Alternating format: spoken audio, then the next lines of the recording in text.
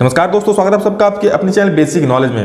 दोस्तों, अक्सर पॉलिटेक्निक करने वाले बच्चे अच्छे ब्रांच ना चुनने के कारण अच्छा जॉब उनको नहीं मिलता है, अच्छा करियर अपॉर्चुनिटीज आगे नहीं मिलता है और फिर बाद में पछताते हैं कि ये ब्रांच हम क्यों लिए थे।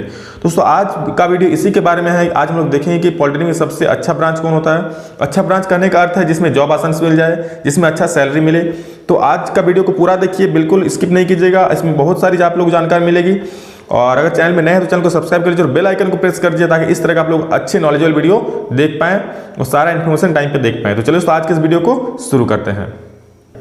देखिए, सबसे पहली बात कि अच्छा ब्रांच कहने का अर्थ क्या है, जिसमें जॉब आसानी से मिल जाए, जिसमें हमको अच्छा सैलरी मिले और हम लोग करियर का स्कोप अच्छा हो, मतलब आगे करियर का स्कोप अच्छा रहे।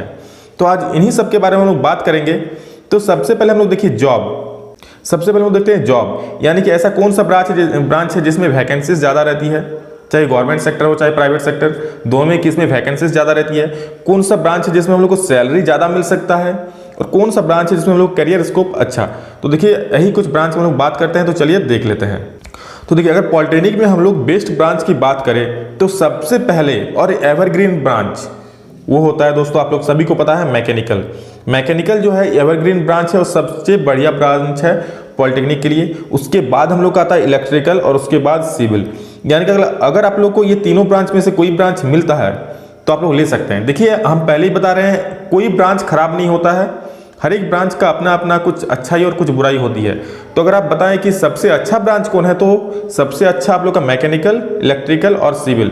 इन तीनों ब्रांच में जॉब का चांसेस ज़्यादा होता है। आगे हम सभी ब्रांच के बारे में इंडिविजुअल बात करेंगे, मैकेनिकल, इलेक्ट्रिकल, सिविल के बारे में, कि हर एक ब्रांच में कौन सा स्कोप है, हर एक ब्रांच में जॉब कैसे मिलती है, हर एक ब्रांच का सैलरी कैसा होता है।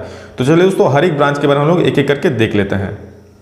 सबसे पहले हम लोग बात करते हैं मैकेनिकल का। तो देखिए, मैकेनिकल ब्रांच अगर आप लोग लेते हैं तो इसमें आप लोग को मशीन से रिलेटेड पढ़ने को मिलेगा। मशीन कैसे काम करता है, ऑटोमोबाइल सेक्टर में जैसे व्हीकल, कोई गाड़ी का मशीन जो होता है वो कैसे काम करता है, मतलब एक्चुअली इसमें कहे तो मशीन के बारे में आप लोग को पढ़ना पड़ता है मैकेनिकल में। और इसमें देखिए, जॉब का चांसेस मैकेनिकल में सबसे ज़्यादा होता है। और अगर आप पूछिए कि वैकेंसीज, तो मैकेनिकल में ही सबसे ज़्यादा वैकेंसी निकलता है, चाहे वो गवर्नमेंट सेक्टर हो या फिर प्राइवेट सेक्टर हो। सबसे ज़्यादा वैकेंसी आपका मैकेनिकल इंजीनियरिंग में ही आता है। अब देखिए, मैकेनिकल इंजीनियरिंग से डिप्लोमा करने के बाद आप या तो आप प्राइवेट सेक्टर में जॉब कर सकते हैं जिसका स्कोप भी बहुत ज़्यादा रहता है, या फिर आप जा सकते हैं गवर्नमेंट सेक्टर में। जैसे तो गवर्नमेंट सेक्टर तो सबसे बेस्ट है ही, और हम अभी सैलरी के बारे में बात करेंगे।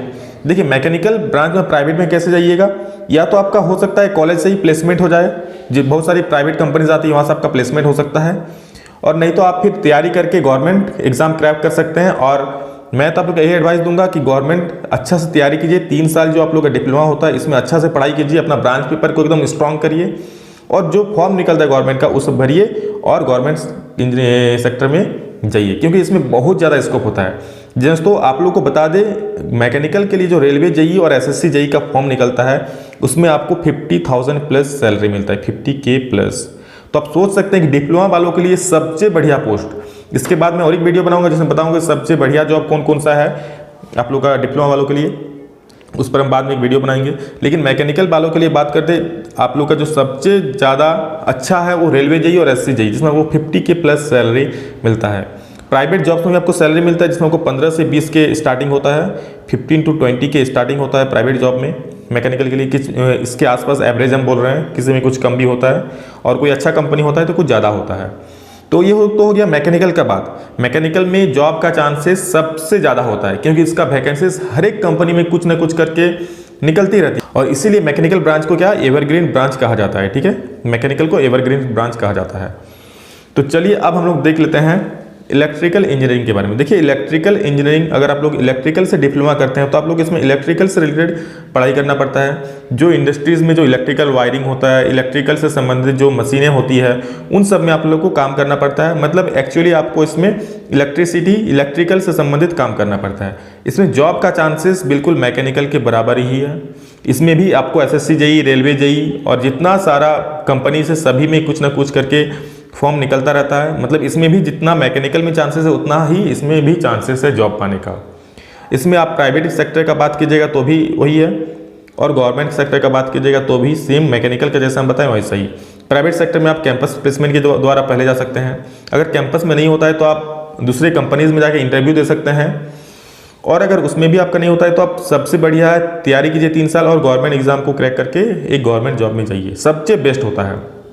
और इसका भी आप लोग गवर्नमेंट सेक्टर में जाइएगा तो रेलवे जे SC में तो 50 के प्लस सैलरी होता ही है, और प्लस आप दूसरा अगर कोई भी सरकारी में जाइएगा आपका बहुत सारा दूसरा होता है, नॉन गवर्नमेंट में या फिर सेमी गवर्नमेंट में सेल होता है, भेल होता है, NTPC, इस सब में बहुत अच्छा स्कोप है और बहुत अच्छा सैलरी होता है। हम कभी डिटेल वीडियो में इसको और अच्छे से बताएंगे। तो चलिए अब इलेक्ट्रिकल के बाद हम लोग देख लेते हैं सिविल के बारे में। जी हाँ दोस्तों, इन दोनों ब्रांच के बाद आता है सिविल ब्रांच। अगर आप लोगों को सरकारी नौकरी करने का शौक है, प्राइवेट में करना अच्छा नहीं लगता है, तो आप सिविल ब्रांच आंख बंद करके ले सकते हैं। जी हाँ दोस्तों, सरकारी में सबसे ज़्यादा स्कोप सिविल का रहता है।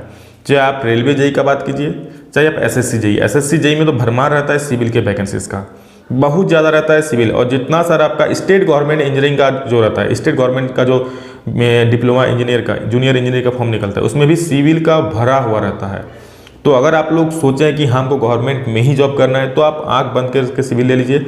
और इसमें आपको देखिए कंस्ट्रक्शन से रिलेटेड काम करना पड़ता है, जैसे कोई कंस्ट्रक्ट हो रहा है उसमें आप लोग को देखना पड़ता है, काम करवाना पड़ता है, तो उसमें तो कोई दिक्कत नहीं है। लेकिन सरकारी जॉब अगर करना चाहते हैं तो सिविल उसके लिए सबसे बेस्ट है। और इसमें भी वही, अगर आप SSC JEE, रेलवे JEE का बात कीजिएगा तो 50 के प्लस सैलरी इसमें भी होता है।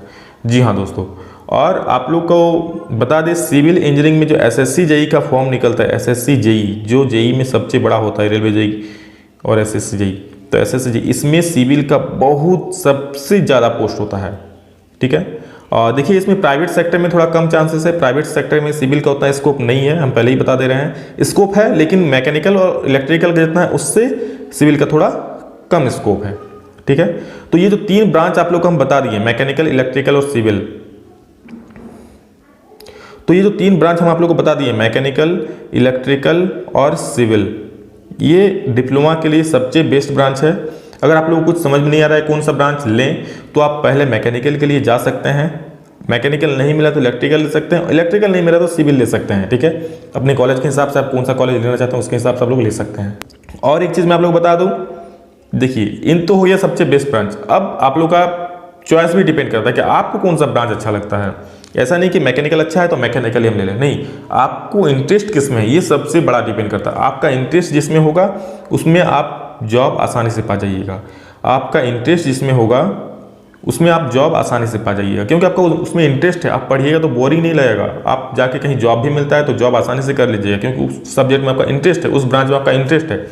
तो सबसे फर्स्ट आपका इंटरेस्ट डिपेंड करता है कौन सा ब्रांच में आपका इंटरेस्ट है। और अगर आप लोग को इंटरेस्ट समझ में नहीं आता है तो आप मैकेनिकल, इलेक्ट्रिकल या सिविल में कोई ले सकते हैं।